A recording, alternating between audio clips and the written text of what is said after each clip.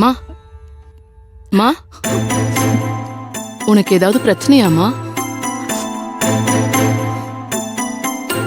சாமி வேண்டிக்கும் போது உன்னறியாமலே கண்ணெல்லாம் கலங்குதே, அதாம்மா கேட்டேன். ஏதாவது பிரச்சனையாமா? அப்படி என்னம்மா உனக்கு மனக்கவலை? யாருன்னே தெரியாதவங்க கிட்ட எப்படி சொல்றதுன்னு தயங்காதம்மா. உன் கூட பிறந்தவளா என்ன நினைச்சுக்கோ. நீ கண்கலங்கிறத பார்த்து மனசுக்கு கஷ்டமா இருக்குமா, அதான் கேக்குறேன். என் புருஷனை காணும்க்கா.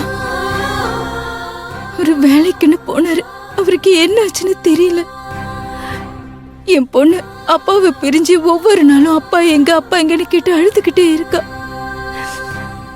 எங்க வீட்டுல இருக்கிற எல்லாரும் அவரை நடிச்சு ரொம்ப கஷ்டப்பட்டுட்டு இருக்கோம்.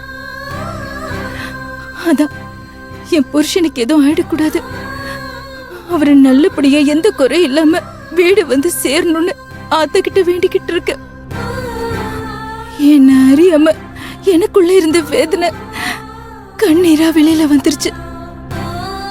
என் புருஷனை மீட்டு கொடுங்கன்னு என்னால முடிஞ்ச அளவுக்கு எல்லார்கிட்டயும் உதவி கேட்டு போராடிட்டு இருக்க. அவரை பத்தி இது வரைக்கும் எதுவுமே தெரியல. இதுக்கப்புறம் என்ன பண்றதுன்னு எனக்கு தெரியல. வேற வழி தெரியாம நிற்கதியா நின்னுட்டு இருக்கேன்க்கா. என் தாலிக்கு எந்த பாதிப்பும் வரக்கூடாதுன்னு அந்த ஆத்தா கிட்ட முறையிடுறதுக்காக தான் வந்தேன். நீ கவலைப்படாதம்மா. இந்த அம்மன் ரொம்ப சக்தி வாய்ந்த அம்மன்.